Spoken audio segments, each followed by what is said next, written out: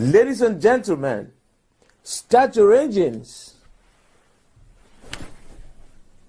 Someone says, what's the future? Vaughn Coleman. Ladies and gentlemen, welcome.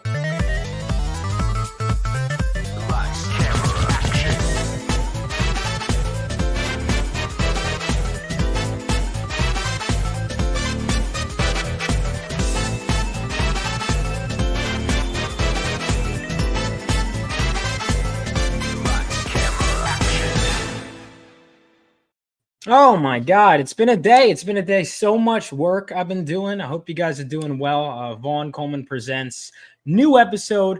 There will be a few more this week. I really wanted to hammer out a bunch, especially before the holiday weekend coming up, because everyone and their mother decided that now was the time they were going to launch a campaign.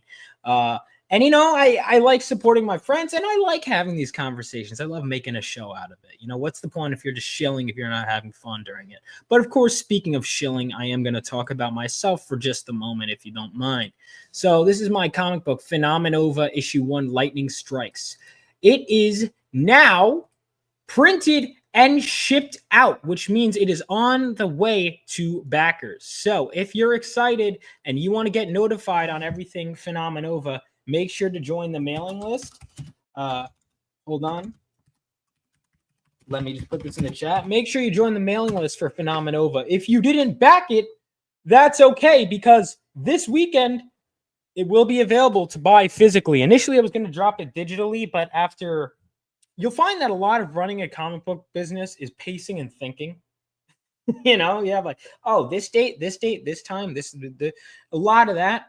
And so I'm dropping the digital later on. I'm not going to drop it this weekend because I think it would be unfair to the people that got it physically if in less than a week people are just reading it digitally.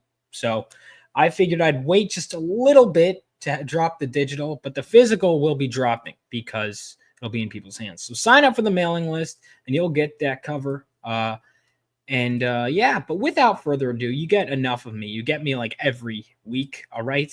Every day, well, every day that I stream. Please bring in our guest, ladies and gentlemen, Arvid Nelson. How's it going? Vaughn, good to see you. Thanks for having me. Thank you for coming on, man. Yeah. So you've got a book out. Finally. I remember actually at Tampa, we were both putting out cards for our books. That's right. I remember. Yeah, it was a good time. Contrary to popular belief, it was a good, innocent time. It was. Very awesome. There we go. We got Band of the Crow. But you know what? Before we get into that, I'm going to put the link to it. Let's see. No, it is in the chat. Yep. Thank you, Bob. I want to actually talk about, first of all, congrats on passing the $2,000 mark. Yeah. 174 backers. It's a great number, but it's not high enough. I don't think it's anywhere near high enough of a backer number. And I'm hoping to pick up on some today. First, let me say hi to some people in the chat. L. Schnook said, I'm a backer. All right. I don't know who she backed, but whoever, well, thank you. She backed me in more ways than one. Let's put it that way. That's good. Yeah. Doug209 said, yo, Doug, let's see if we can convert you, if we haven't already, to Band of the Crow. Sounds good. So everyone needs to check out this book. It looks great. But before we get into it, I'm actually going to put this away for a second. And I like to get to know my guests. So you're a fellow writer. So what got you into writing? What got me into writing? I've sort of always been writing. I don't think there's ever been a time when I haven't. Yeah. So it's hard to say. You know, I guess I was in high school. I could do like a senior project, and I just wrote a bunch of short stories, and I just absolutely loved it, and I've never looked back. Yeah. I don't know. What about you, Vaughn? Well, for me, you know, it's funny. I was always imagining ideas ever since I was a little kid. I think like do you ever do that thing where you write ideas, but you don't write a full story? I would kind of do that for most of my life. And I finally, I think, started taking it actually seriously sometime in middle school, and then more seriously in high school, and then more seriously in college.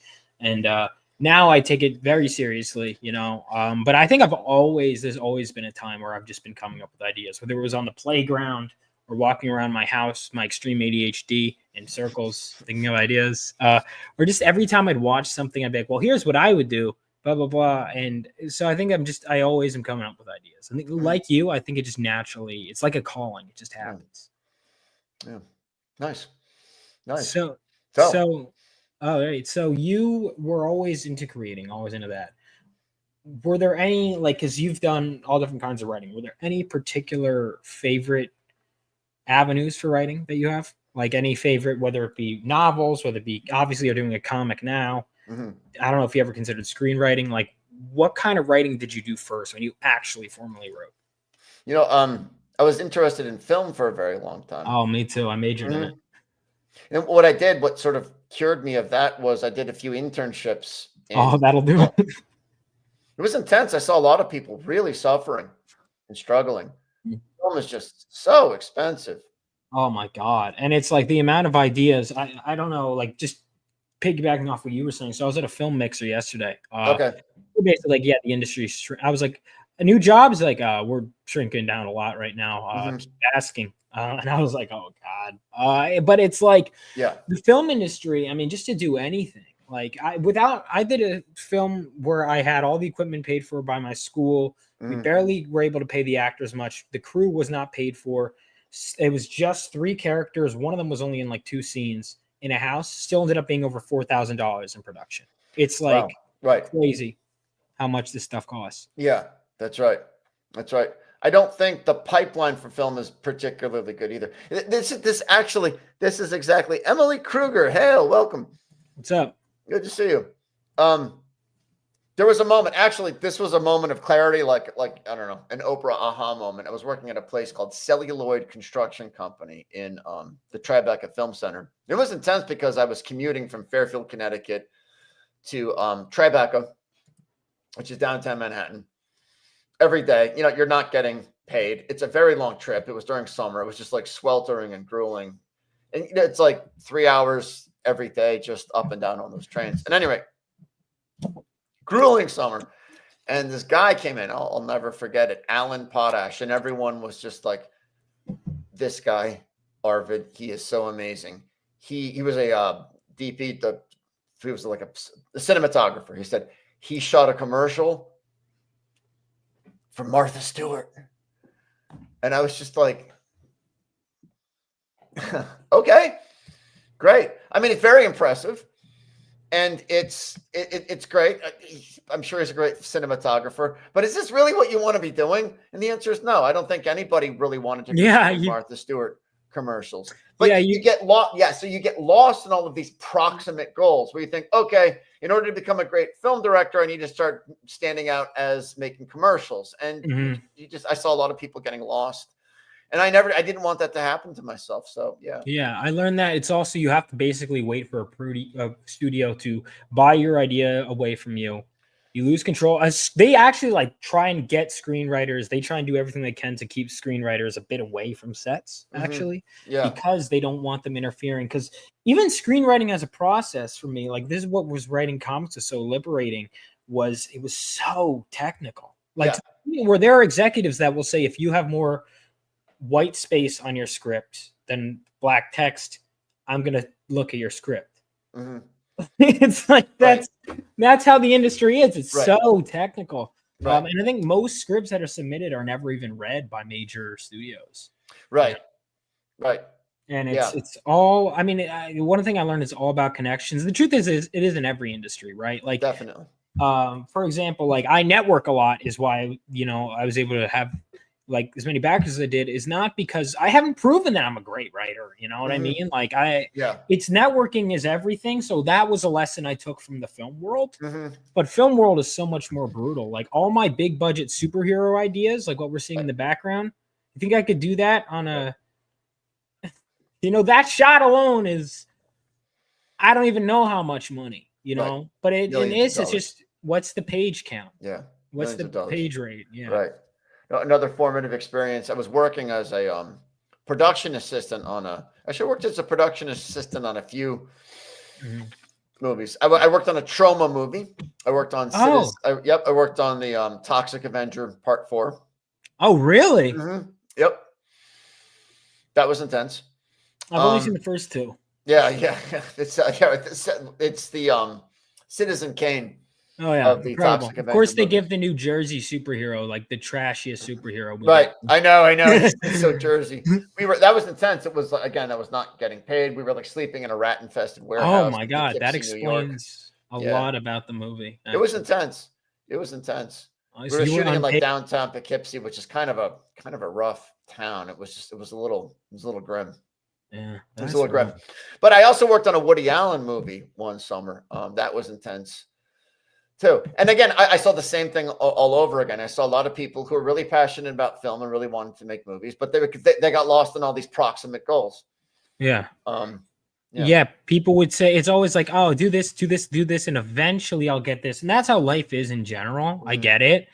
But it was like, I'm seeing people that like how many of the people actually get what they want. And it was a hard reality. It's one of those things I had that beaten into my head in film school so many times. And I haven't given up on film yet, but I'm liking what I'm doing now. Good. I'm glad. Like I still want to make a slasher movie. It's in desperate need of a rewrite. That was my final, because of course it was the best thing I had written at the time. Yeah. And I'm like, some things I'm like the kills were very good.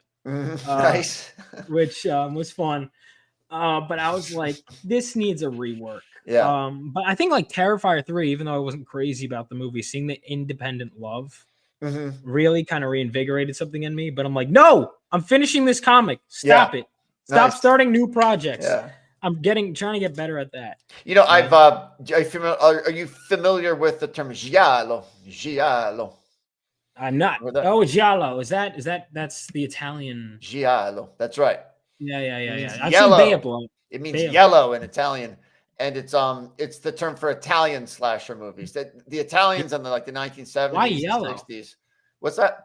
Why yellow? Yellow because that is the color of the paperback novels. It means like Pulp Fiction. That there's this genre of slasher thriller novels, like cheap, and they all had yellow covers. Yeah, like Bay of Blood. I remember seeing Bay of Blood. I watched and I was like, "Oh, this is one of the first slasher movies." Then I watched and I was like, "That was mediocre." I'm sorry if there's any big Bay of Blood fans. I've never heard of it. Is it Italian or? I think it was. Hang on, right? It was Mario something was the director. It was before Halloween. Mario Bava. Yeah. Oh, Mario Bava. He's awesome. Yeah, I liked. Awesome. I mean, I liked aspects of it, Okay. But the ending, you'll watch it. Just like if you ever watch it, get to that ending scene, and you'll be like, "What?" The ending just kind of okay. Is it black and white? What year was it made? 71. Oh, okay. I love Mario Bava. He did Blood and Black Lace, Danger Diabolic. I'm a big Mario Bava fan. Oh, then you'll probably like this. I'm surprised you haven't seen this one. I know. I'm surprised I haven't either. Yeah. It was people. So people debate if that's the first slasher. If like I'm big into slasher movies, and the thing about them is I think most of them aren't even that good. Okay. That's why I keep going. Well, I'm gonna make the greatest. Make a good one. Nice. Good. Halloween is great. Yeah. Scream is great.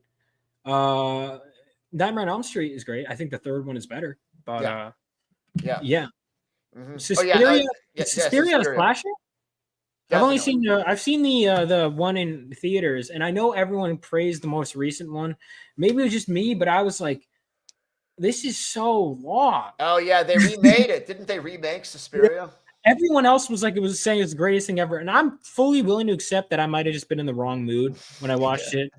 But I was like, oh my God, it's so there were some scenes where I'm like, but that stuck with me. But overall, I was kind of confused, to be honest. I was like, this is a little too big brain. A little confusing. Yeah. But we did a fully animated trailer for the Band of the Crow. It won't be coming out until March. That's I was gonna say campaign. But yeah, no, it's exciting. It's one of the reasons I wanted to do an animated trailer. Just this might be it. This might be it for me. And I may never get another chance to direct something. So it was a lot of fun doing it. That's awesome. Yeah, the 77 original I need to check out. All right, so I'm going to we'll pull up the campaign. Well, I want to get into, so you've talked about how you're a film and that led you to what? Because you saw film and that it wasn't quite what you wanted. So did that lead you to comics or did you do novels? Like, what did you do? Yeah. Okay. So I was, this was a fateful summer. This was right after college, right after working on the Woody Allen movie and kind of going like working on, I was working on locations, which means we're filming on location in New York City. You have to tell ornery, New York City pedestrians that they can't walk down the street because you're filming. So I was almost killed 3 times. You can't sit down as a PA on a film set. You're just not allowed to. So you're standing for like 10 hours. See, I think I was allowed to sit on occasion, but I would be yelled. Well, actually, so I guess that means I'm not allowed. That's right. Exactly. That's like exactly what that means. Vaughn. They don't tell you it. Let's put 2 and 2 together. Yeah, You sit down, you'll be beaten. You'll be beaten like a dog. Yeah. But go ahead, do it. See what happens. I remember they'd even do this thing where like they'd be like, you cannot look at the actors. You cannot be anywhere near them. You cannot do anything. Does Graham Nolan say no sitting? That sounds like Graham Nolan. Yeah.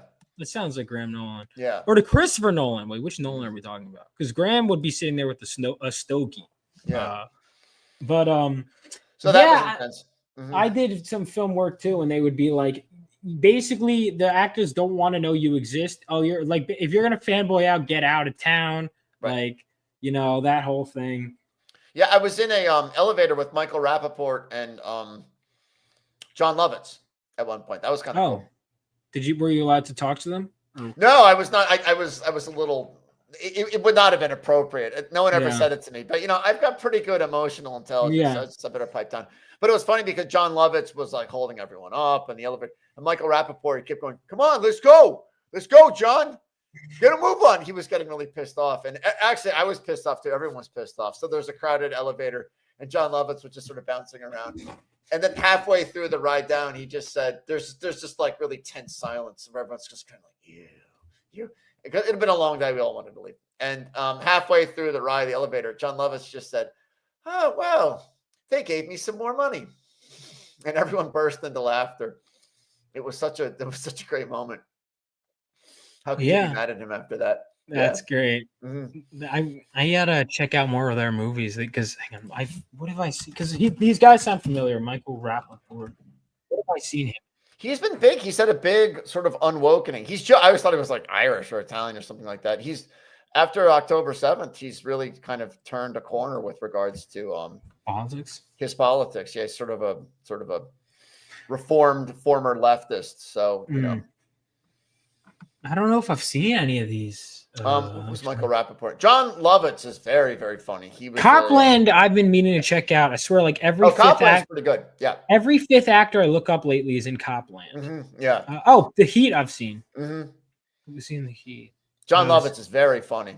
He was in what was he in? Oh God, I can't even think of any of his movies. Oh, he's in the movie I worked on. It was called Small Time Crooks. It was a Woody Allen movie.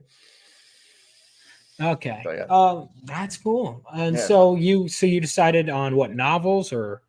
Yeah, well, that same summer, I was also working as a production assistant on a documentary about this is an English language literary magazine, but it was based in Paris. It was called the Paris Review. It was based in Paris, but it's a famous literary magazine from the 1950s. So I was working on a documentary on that. That was totally humiliating. I mean, there I was in Paris.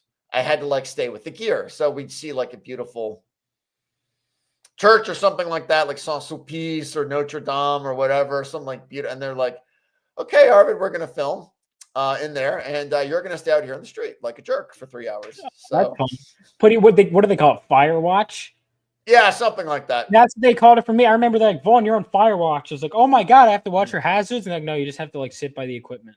Yeah, right. Yeah. So there I was, fire watching. Le chemin de fer en Paris. So something about being there just really got my imagination going. In fact, I remember I was sitting at a cafe with a woman. There was a church called Saint-Germain-des-Prés right across from us. And I looked at it and she said, "It's a beautiful church, isn't it?" And I said, "Yeah." And she said, it was built in the year 800 by the Normans. And I kind of went, "Oh, whoa." The church was well over 1,000 years old. There it was. Something really, really, really snapped inside of me. And that's when I had the idea. I think that is when I had the idea for my first comic, Rex Mundi. So that is the origin story there. And I decided to do it as a comic. Yeah. And this is which comic? I want to pull it up. It's called Rex Mundi. Mundi. Oh, okay. And you were, but you were. Did you grow up on comics or? Yeah, definitely. This is also another part of my. Thanks for asking, Vaughn. By the way, just like Yeah. I should have a shot collar. I mean, talking about myself. But what's What up, do you- Maromi? It's good to see you. Oh yeah, we got some people coming in. All right. All right, how you doing? Never seen Rex Monday's shows. I remember seeing it, but never picked it up. All right. Well, it sounds like we'll have to look into it. But Rex Monday. So you said you got into comic books. Yeah, so I got into comics. I was actually I was in a band in college. We were really good. The guitarist was extremely talented. Sort of got kicked out. Yeah, there it is. Rex Monday. Oh, there's the first issue. That takes me back. So Rex Monday is a murder mystery. Here's my pitch for it. It's a quest for the Holy Grail told as a murder mystery. Oh, that's awesome. Yeah. A good pitch like that is really an art form. I was talking with Michael Oden the other day because his pitch game is like one of the best too. Nice. This somehow taking all the in your head and just compressing it is great. So okay, Search of the Holy Grail as a murder mystery. Thanks. Yeah, it took me a long time to get that. Going to comic book conventions is a great way to do your pitch. I see not great pitching. You learn very, very quickly how to comic book. Oh, I've seen it. I had one person who did their pitch to me, and we were having a normal conversation. I asked what his book's about. He goes, "Oh, it's this. It's about this, and this. You get back it today." Right. And he went like full automated response. I'm like, right, you can't do that. I'm like, and exactly. I told him like, I don't mean to be an ass, like, because I should have. Maybe I should have been like, "Hey, creator advice," but I felt like I just met the dude. It wasn't my place. But it's like you can't NPC. I know. Response. You have to. I know, like you want to give people advice, but it's not always well received. Exactly. A good pitch is like it's an entree to a conversation. It's a conversation with another person. It's not you want them invited in for more. You don't want to just like stiff arm them. Right. That's why often I'll be like, depending on the show. Oh, you like superheroes? Kind of reminds me of this one, but if think of it like they kind of want to get a feel for the room. But even then, murder mystery, Holy Grail, those are two things everyone knows. It's perfect. So anyway, you did this series for Image. That's right.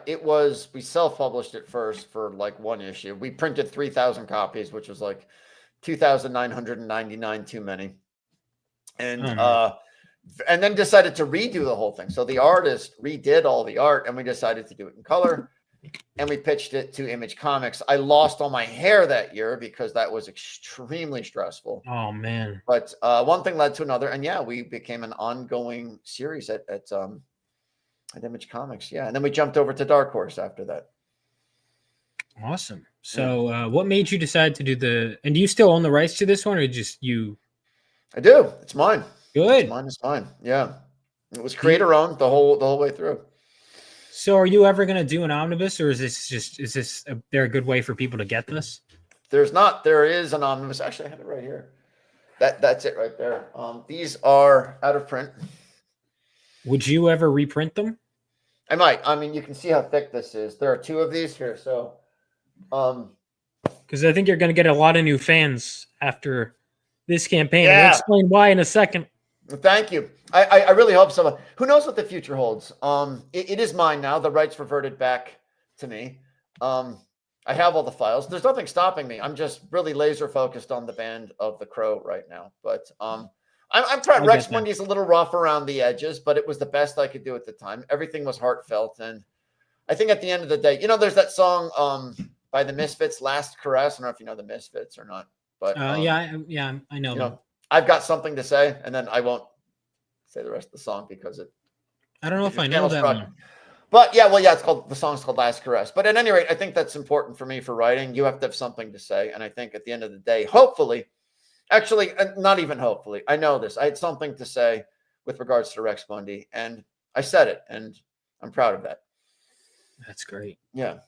That's really great. And I mean, that's one of the most important things. I don't know what you feel, but I feel like knowing your ending and the point of why you're saying something. Yeah. Like things I liked when I asked you for feedback. By the way, a lot of people are always like, Arvid's great for feedback. And I'm one of those people, which means maybe, don't kill him now because he's running a campaign and your time that you think you have tends to disappear. And then you think I have time to relax during this time. You won't because the mental space you'll relax as you're laying in bed, probably but your feedback, one of the things I like is you read one page and you go, okay, what are you going for?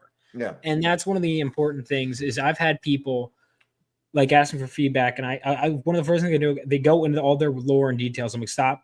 Because I do that too. I learned all this. I learned from messing it up myself. Right. I go, okay. Right. Stop with the lore. No, do not. No. Yeah. Zip. Yeah. What's the point? What are you saying? Then the elves of the West were betrayed, and they went to the East. No, do not tell me about the elves of the West, bro. I'd be like, they're like, oh, these whole alien species. I'm like, no. What I basically say is, this is why I rewrote my comic over and over. Right. I spent more time on the first 20 pages of issue 1, I think, than all 8 issues that I wrote, because it was like, what is the point? What is the point? What crystallize it? Like, what are you saying about humanity, about the world? About and you don't have to be preachy. But you should have something to say. If you're not saying anything, you're not communicating. Or your story is going to come across as hollow, Right. Exactly. Like even those dumb South Park episodes, usually they had something to say. Oh, definitely. Yeah. Like the Police Academy movies have something to say. Oddly enough. Yeah. The Blazing Saddles has a lot to say. Blazing Saddles has something to say. It actually does. It actually does. 100%. 100%. Yeah. A lot of people these days miss the point of that movie. I remember someone was trying to convince me that the movie was racist, and I was like, "Did we watch the same movie?" It's the opposite of racist. Right, exactly. I'm like, are we talking about the movie where the black sheriff is invited in by a racist and then proves them all wrong? Are we talking about that movie? Exactly. That Blazing Saddles? Yeah. Okay. Cool. 48 Hours is another kind of intense one. Like John Nolte uses a word that rhymes with trigger. Like I have no problem saying it. I don't want to get your channel struck, but he uses it a lot. But but there's a point that the movie is saying something. So yeah. But so there we go. So we got this. You did this in the 90s, and then again, I guess Dark Horse, was that 2000s, or was that also in the 90s? That was, oh my God. I finished this. When did I finish this? I started in 1999. I finished it in 2009. Yeah. And we jumped almost exactly halfway through. We jumped from Image to Dark Horse.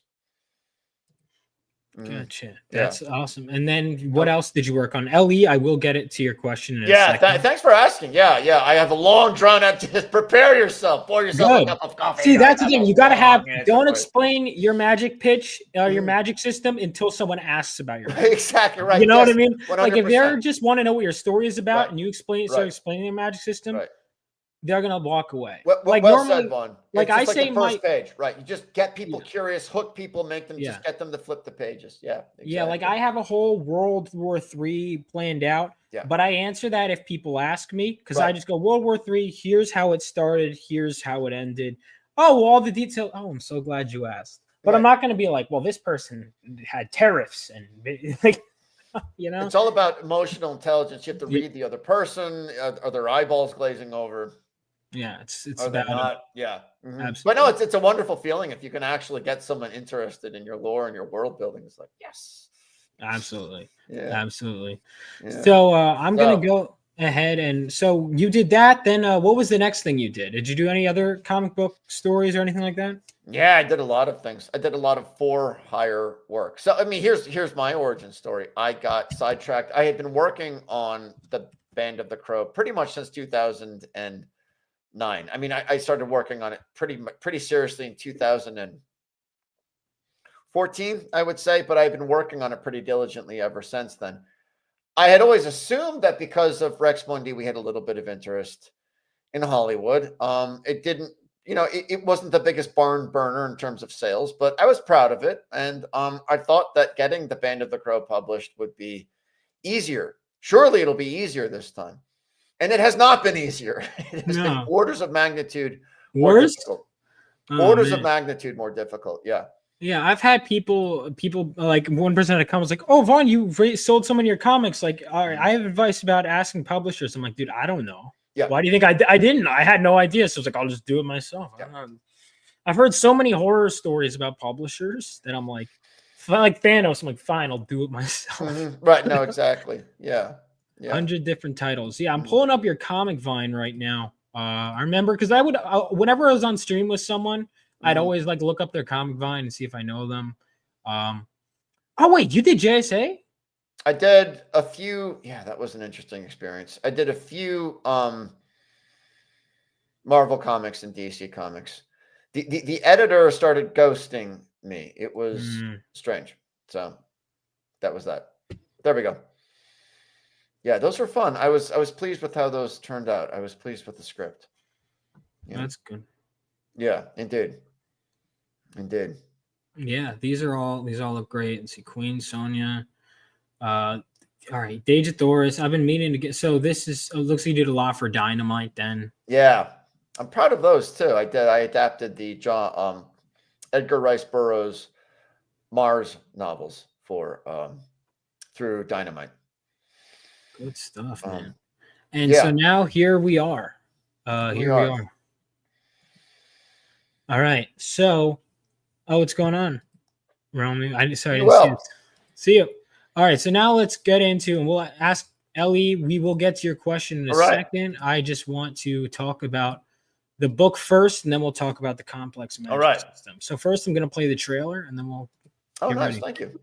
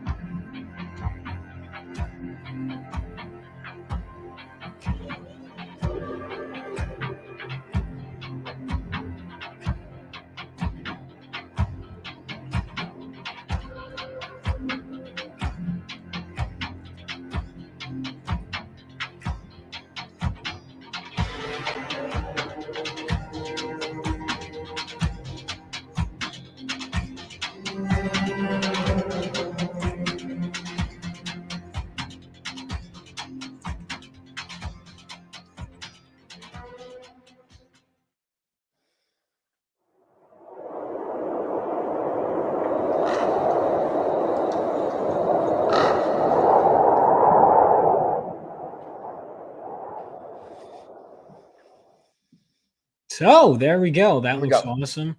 So tell everyone about your story now. Yeah, sure. I'm still working on the pitch, the one I have right now. It's about 3 kids who drink some tea and kill a frost giant.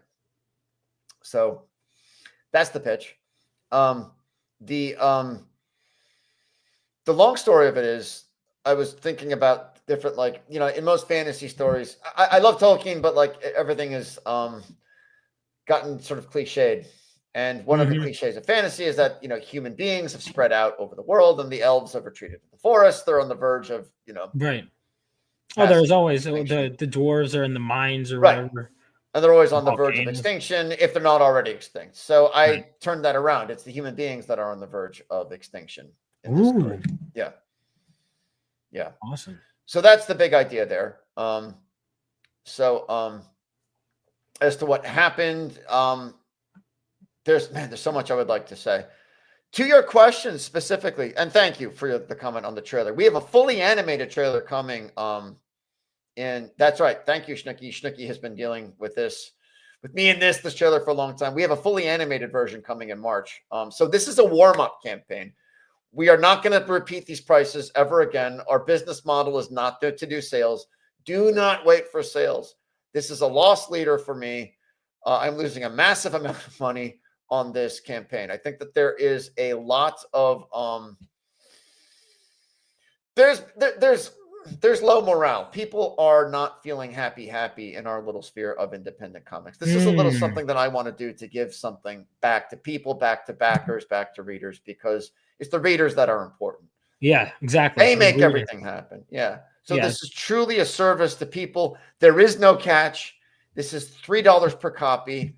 Please, please, please get this now. If you sign up for the newsletter, I will also ship it to you for free in the continental United States. So please get it. Seriously. It's ending on Sunday. This is it. We're not doing in demand because I can't afford to do this again. We might sell these again on another campaign, but they will definitely cost more than $3 per copy. Yes. So Ellie, the final metamorphosis. It is post-apocalyptic. You wouldn't really know that necessarily from the comics themselves. So the way this works, human beings have this unique capacity for what they call sorcery. Religion is very important to me. So it's kind of implied that there are other forms of magic. There are other ways of doing things. But for for the people of this world, their entire life is regulated by this religion. It's this unifying structure that all human beings follow this religion. So in order to become a sorcerer, you have to, there are these labyrinths called endless knots. And at the center of the knot, there's a tree, and there's magical mistletoe that grows in the tree. You cut it down, you get a sprig of mistletoe. It's this magical glowing mistletoe. That's called a thale. It binds to what they call your life thread, which is your soul, basically. And that's what gives you the ability to become a sorcerer in the Band of the Crow. Yeah. So that's how it works. Yeah. This is the Ultima 7. Yes, that's Ultima 5. But yeah, that's right. This is it. Yeah. Yeah, thanks, Ellie. There is more, but I'll spare you. I'll spare you for right now. Yeah. So yeah, that's also really cool. The Ultima 7. Have you mentioned this before? Violent Comics. He's always dropping stuff. I feel like I've looked that up on air before. Yeah, I love the concept, by the way. Yeah, thank you, Vaughn. Thank you. Yeah. Taking fantasy, because I'm not a huge fantasy guy, but here's the thing: if it's a good story, it's a good story. And no, exactly. That's how I feel about Westerns. Like, I'm not a big Western fan. Or even like country music. I don't really like country music, or like jazz. I feel that way. I'm not a big jazz fan, but yeah, if it's good, I'll listen to it. I'll watch it. Totally. I totally feel you on that. Yeah. I'm not like anti or anything. It's just like one of those things where, but it was the same thing as like Rainey's book, Fiendish. I'm like, that looks good. Yeah. Right. No, exactly. If it's got a good concept, it's got a good concept. Yes. So, Violent Comics, Richard Garriott made a bunch of video games in the 1980s. So it's Ultima 5. Those games were just, it's so hard to explain, Vaughn, how amazing the games were. Like, I really grew up with computers. I remember we went from like monochrome computers to 4 colors to 16 colors to 256 colors. Oh, I've never heard of it. Yeah. Because I got into Final Fantasy VII. I'm such a big fan that I did a 2-hour video essay that enough. Oh, nice. These games, it's so sad. This is like a forgotten time because it's from before the internet. This was called Origin Systems. The Ultima series was one of the most amazing. I think to this day, it has yet to be rivaled. Everything is pretty much based off of the Ultima series. They were so well done, the Ultima games. And then what happened was he came up with Ultima 9. Ultima 9 is like not just like a spiritual ancestor to games. It's the literal ancestor to action role-playing games.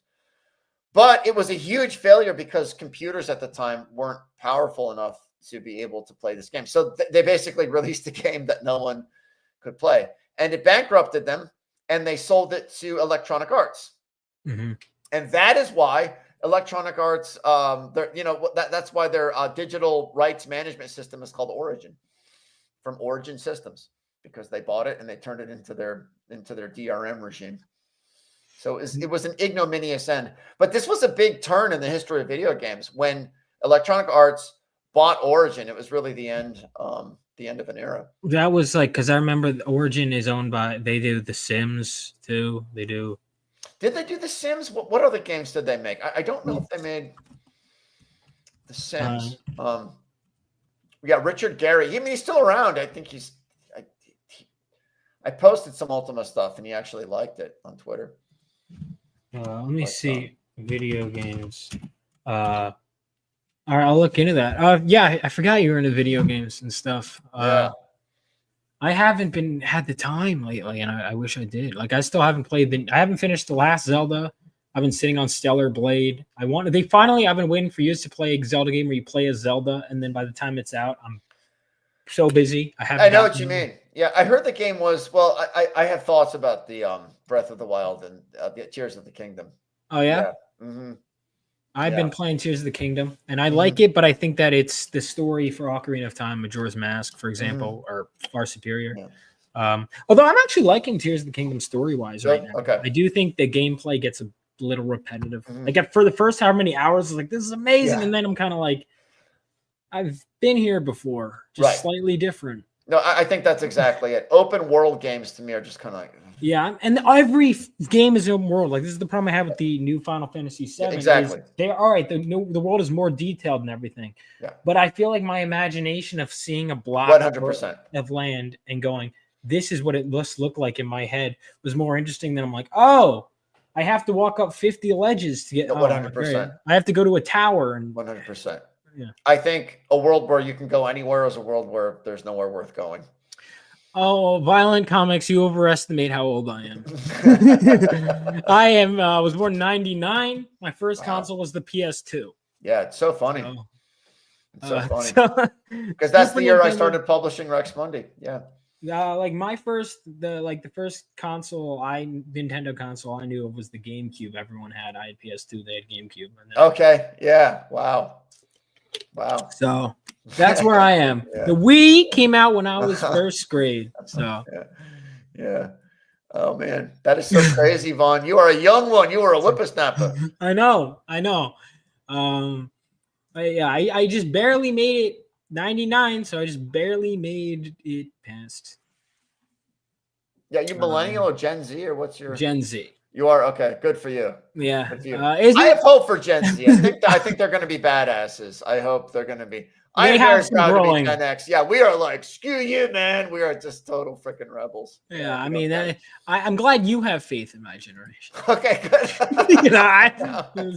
I've had people trying to convince me, like, Vaughn, your generation is awesome. I'm like, if you say so, But this looks great. So tell everyone about this deal that you got going. I mean, it's an insane deal. Yeah, it's an insane deal. This is just to get the word out. I mean, I think that people need to be, I'm fortunate in that I have two very, very, very, very, very big blessings in my life. One is, I have a family with financial resources and they're very generous with me. They always have been. So I have the resources to do this. This is a loss leader. I am losing money on it, but I'm happy to do it. Sometimes you have to take a loss in your first campaign. That's right. My inspiration for this is actually Costco, the soda and hot dog combo at Costco. Still to this day, $1.50. Wow. I don't usually use 4-letter words, but I will for this little anecdote. This was in like 1992. They had a board meeting at Costco. And the legendary founder of Costco, they said to him, Steve, we really need to raise the price above $1.50 for the hot dog and soda combo. And apparently he said, this is in the meeting minutes, if you touch the fucking price of the fucking soda and hot dog combo, I will fucking kill you. Wow. That's awesome. It's like the 99 cents can. Like everyone admires them. Exactly. Well, so they make the money back. So that's the idea here. This is our soda hot dog combo. Yeah, that's awesome. And I will say, as doing this, one thing I would say, and I'm guilty of this as well. Gordon knows I have crowdfunded books that have sat on because the pile adds up because I'm so busy. Yeah. If you're a customer, like get this stuff as soon as you get it, read it and review it. And I say this to someone who fails to do that all the time. Like Lord knows I'm sitting on whatever books. I know it's because it does so much for us. Immediately, especially if you like it, say it, or even if you post, even if you don't get to it right away, post that you have it, because it goes a long way. And we want these kinds of stuff because we're all customers too, as well as creators. This, and I told this to Arvid, I'm like, you're making the rest of us look bad right now. Good, he's making himself look very good, And I want to see this kind of campaign and this kind of business endeavor rewarded. I really do. And I want it to show it makes everyone else look good. It killed me. I know $20 is like not even that bad by crowdfunding standards for what I charge. But even still, it killed me because it's like I think you understand this. There's like any barrier of entry. That's right. Between the customer and your product hurts. That's right. It hurts. That's right. That's right.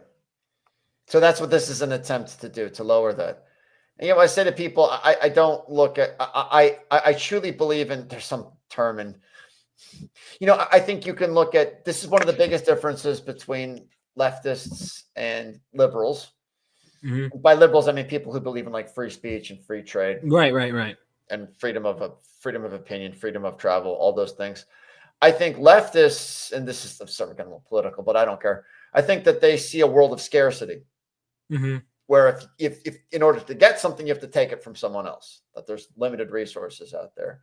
But that's not the world of Adam Smith. It's not the world of, I don't know, Milton Friedman or whatever. I choose to live in a world of infinite opportunity where people can create wealth for themselves. Yes. And if one person has success in a comic book, it's not because he's not stealing success. That's insanity. Yeah, right. I've heard that too. It's like, right. I remember I was talking to Rainey too. Rainey was like, Vaughn, if you made more money than me, I'd be happy for you. I'm like, same. I can't imagine right. like the whole, like if Band of the Crow on a $3 whatever made more than me, right. I'd be like, I'm doing something wrong. Yep. Or I'd be like, he's doing something very right. Or I'd just be like, good for him. You know, it's the idea that someone else's money and yours, that entitlement is detrimental.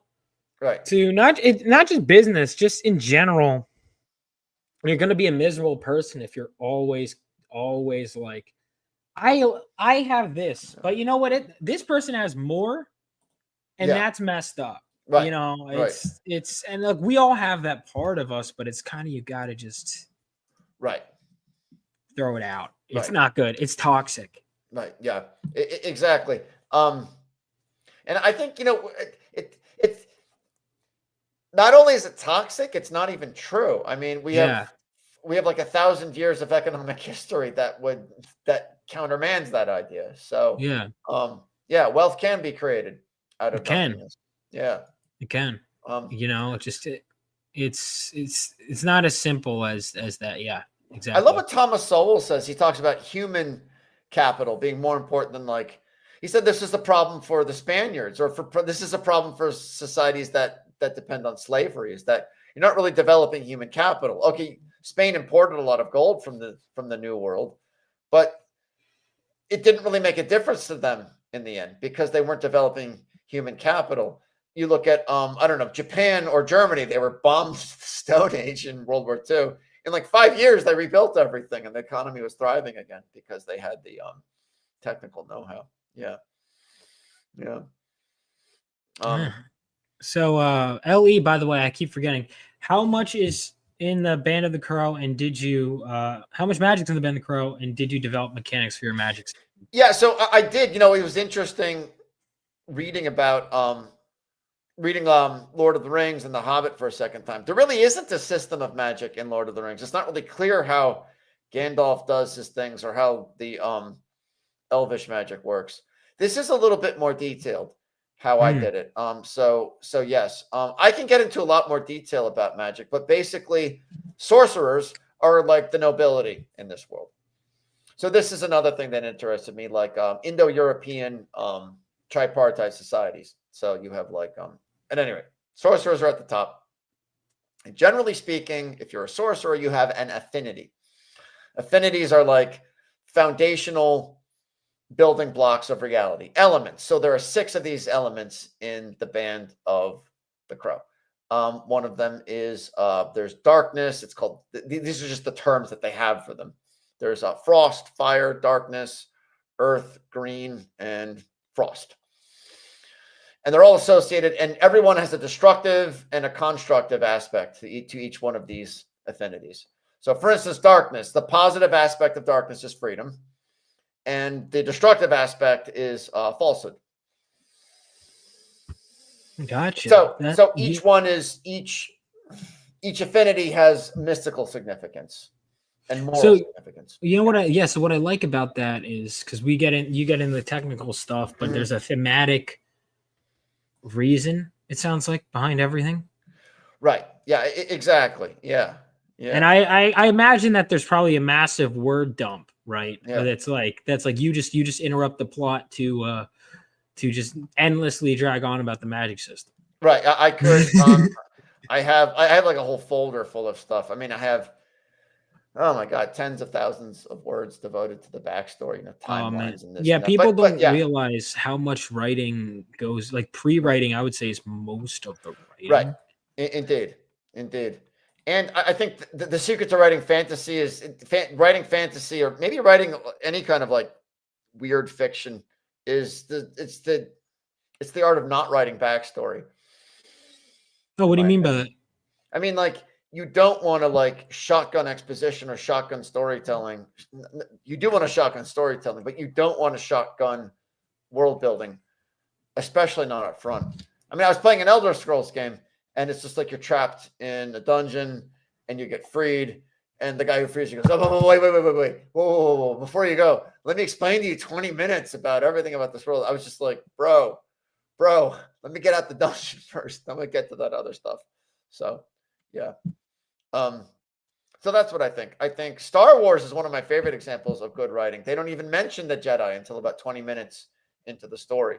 They don't mention something. It's not mentioned to my knowledge, and correct me if I'm wrong. It's not mentioned in that Infinity title text in the scroll. They don't mention the Jedi.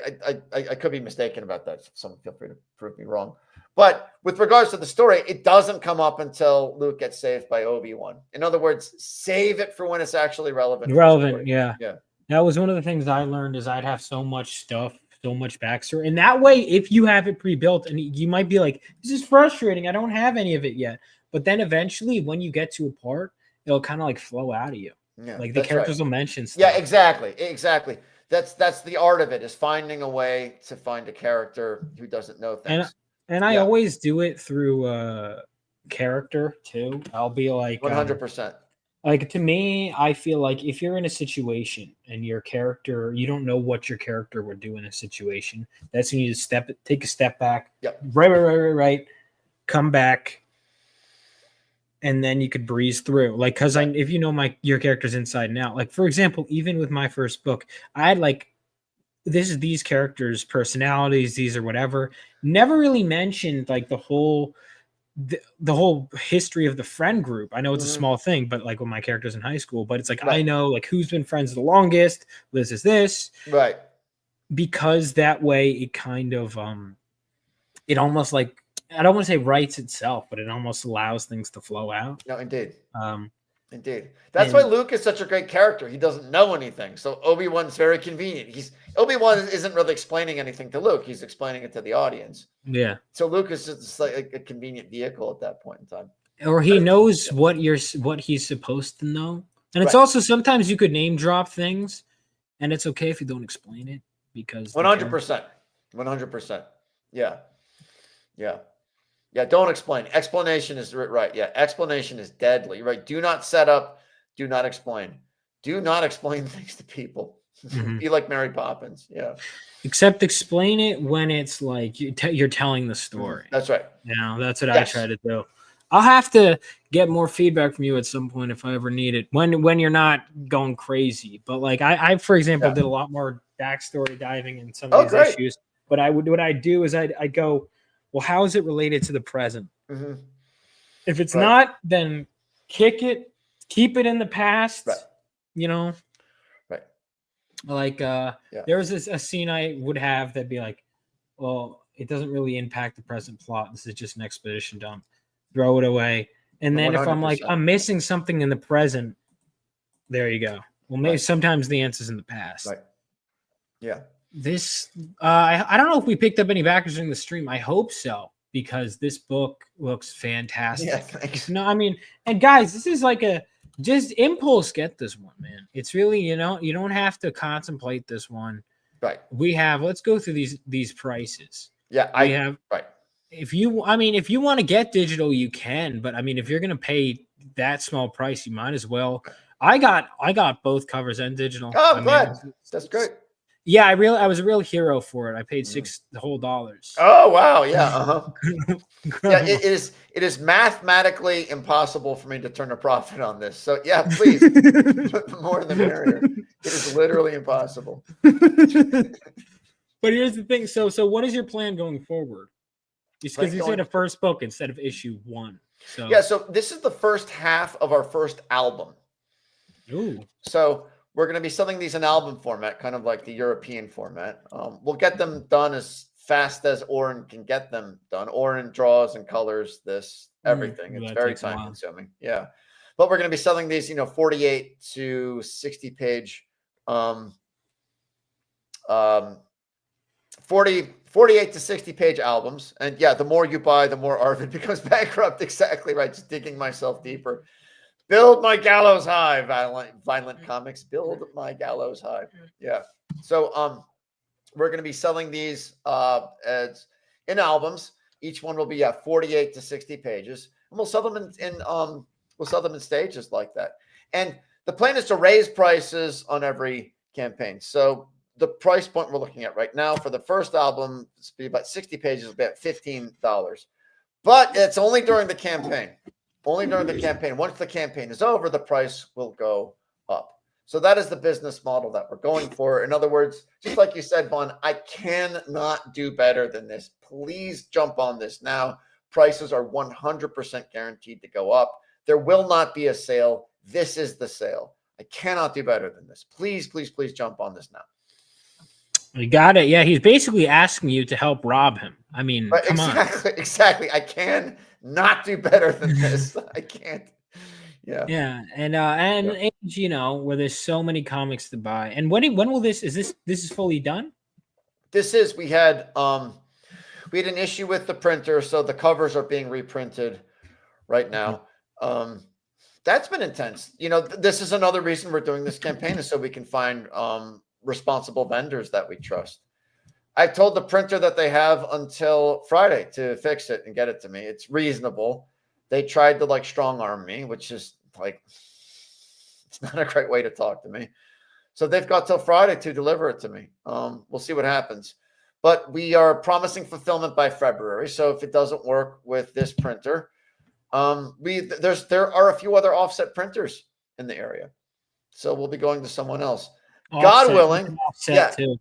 God willing, we'll have these in our possession by Friday. But it was. I mean, you know how this is. This is part of entrepreneurship. This is part of publishing.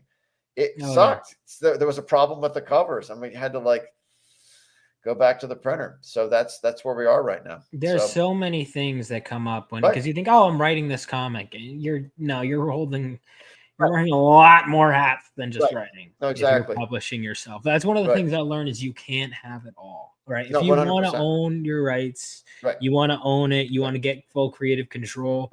There's going to be drawbacks to every single 100%. Thing you do. And you have to decide what's give and take. And you know, this is looking great. So this 32 pages is done. What about the other half? How far along are we in the other half? We're coloring it right now. So we'll have it done at this rate. We'll have it done. I would ideally like to have the albums printed while the campaign is going on, if not before. That is the plan. And that is another part of our plan. We will wait to do our campaigns until the production is finished. So, yeah. Yep.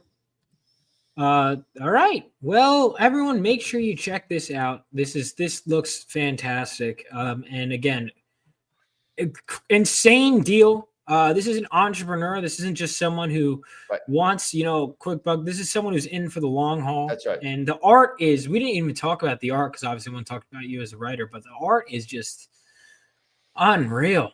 I mean, go on and on about Oren. Yeah, Oren is just phenomenal. Yeah. His stuff is just so good. Yeah. Yeah, I'm very lucky. I can't believe I'm just seeing this now.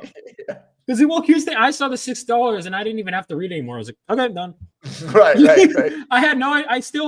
I've literally had conversations with you, never even knew what the book was about. Yeah. That's saying something. Because if I paid $6, you're like, what is this? Oh, this is good. Yeah. It's it's an easy sell. Yeah. Dojo wants to know if it's bond designated format. I don't know. Yeah. It is not going to be traditional Western comic book size. No, actually, here I can show you what you get. Here it is. Here's our stickers. The stickers were you get a sticker with it. That was a struggle in and of itself. But we'll put it in these nice poly bags. Ooh, get the poly bag. Wow. Get a bag like this. Every time I feel accomplished, someone will show off something, one of you indie guys, and it's all like, oh, I didn't think of that. A cool box. God damn it, Arvid. You're one-upping me on my own show. I'm gonna have to do a 5-hour stream complaining about you. Like a professional. That's right. You get a sticker. And, a sticker. That's awesome. Yeah. And then this will be the size of the comic itself. So that's the box that comes in. This is the size. Actually, I saw this at the checkout at Big Wide Grocery Store in Northampton, Massachusetts. I saw this size and I knew it would be perfect. So Dojo specifically with the size. Do I have any normal comics around here? I do actually. So this is the size of a normal comic. This is the size. So it is oversized. Is it bande dessinée style? I mean, no, it's not the size of something like this, which is really huge. So it's somewhere in between. Because I'm with you, Dojo. I think bande dessinée is too big. I think manga's too small, to be honest. So I'm trying to find a happy medium. Oh yeah. All right. Well, this looks fantastic. And again, you're making your case very well. I don't know. I'm going to assume that, like, how many of you guys already backed it in chat? Because I'm hoping there's some more. I still don't know what to call whatever boost people get from coming on my show. I haven't decided yet because V, I don't know what rhymes with V. Yeah, the Vaughn Voom, the Vaughn. No idea. I don't know, Vaughn. Yeah. I'll think of something, okay? There you go. Everyone said, yeah, I'll have to think of something. Well, it's my own show. I should be a writer. I should be. Exactly. You're on. If I come up with something, I'll let you know. Thank you for backing. There we go. I backed on both IG. Oh, I was going to ask, are you on Kickstarter? That's right. We have an exclusive cover on Kickstarter. Also. I didn't know that. Yeah. Oh my God, this whole time. Hold on. Let me pull that up. Yeah. Yeah, please do.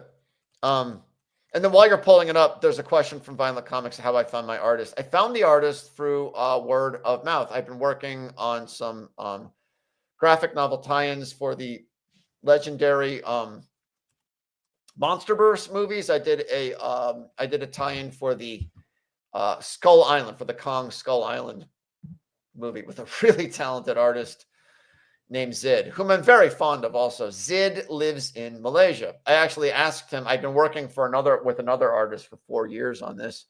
We parted ways sort of semi-amicably. That was intense.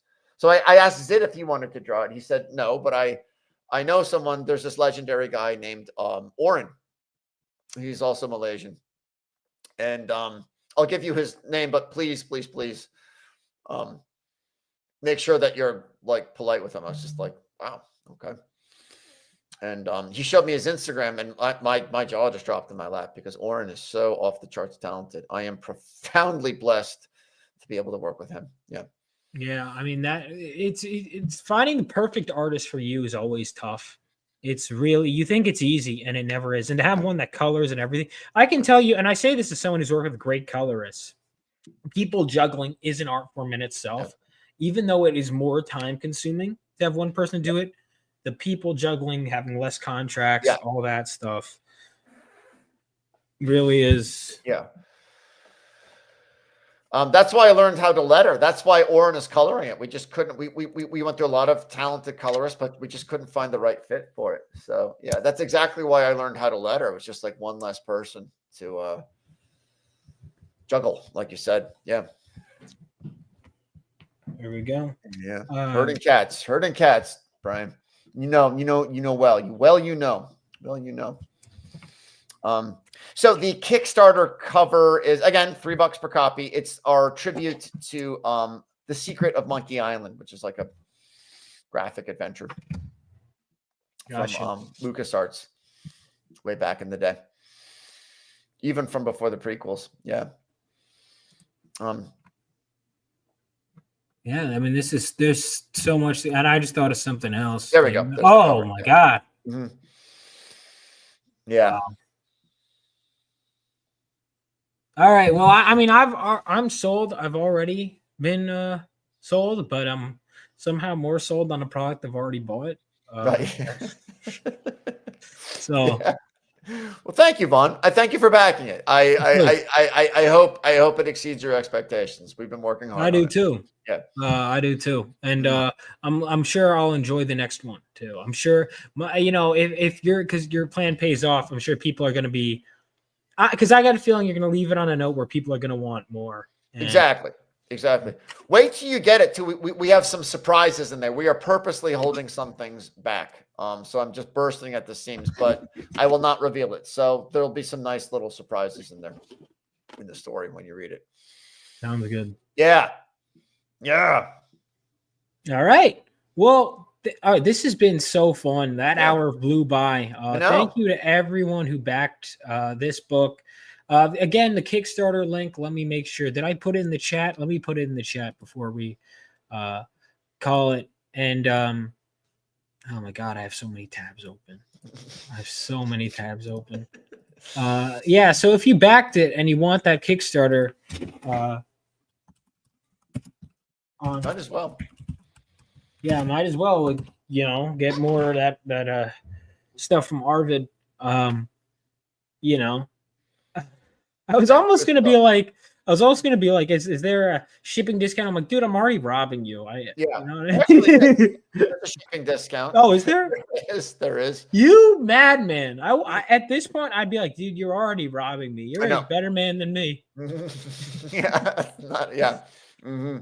This isn't even. It's funny, God. Some of the things. The animated trailer was just like very expensive. This is a very small expense compared to some of the other expenses we've incurred. So it's my pleasure to do it. It's my pleasure. Yeah. Yeah. Great. Peace out. Arvid's a great guest. And from the looks of it, this is going to be the bomb. Thank you. Yeah. It looks fantastic. And you've brought up a lot of goodwill with this campaign. And I hope you keep going, keep doing these promos because you're going to keep going it. And there's goodwill is sorely lacking, but yeah, we're just getting started here. We're just getting started. That's exactly what I want. I want there to be goodwill. I want there to be happiness in general. Absolutely. Yeah. No, you're making a good impression with this. You're definitely making a good impression. So where can everyone find you? Well, we have like on Twitter. I'm Arvid the Twit on Twitter, right there, and we have a website up too now. Actually, like it's a landing page for now, but it is beautiful. The landing page is beautiful. It's thebandofthecrow.com. All right, so everyone, make sure you get that.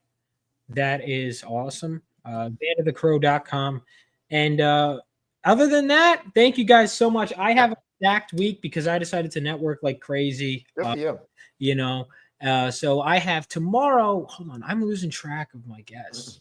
Hold on. This week I decided to interview one. Like I had one on Thursday, and I was like, you know what? I need like one break night. Yeah. All right. I'm interviewing 2 Aarons back to back. So I'm interviewing Aaron Sparrow tomorrow, and then Friday I'm interviewing Aaron Lepresti. So tune in for that. All right. And thank you so much for coming on. And I'm going to play the trailer for my comic as we head out. Peace out and have a great rest of your night. God bless all of you. And make sure you back Band of the Crow. Otherwise, if you miss out on this deal, you will be kicking yourself. See ya.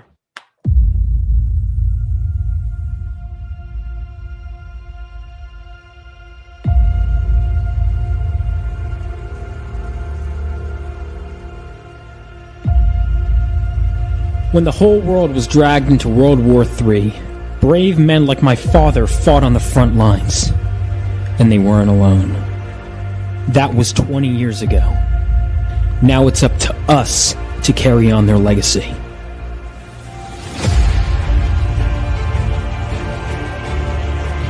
And every so often, the earth from which we come gives way for something new.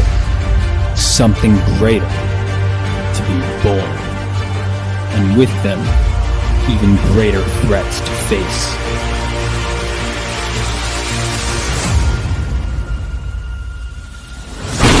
Bring it on!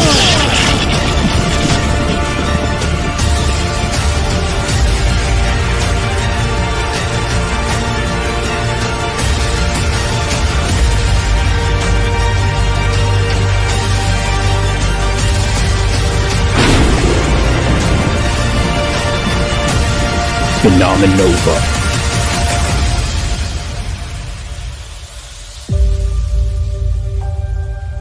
For you, Dad. For you.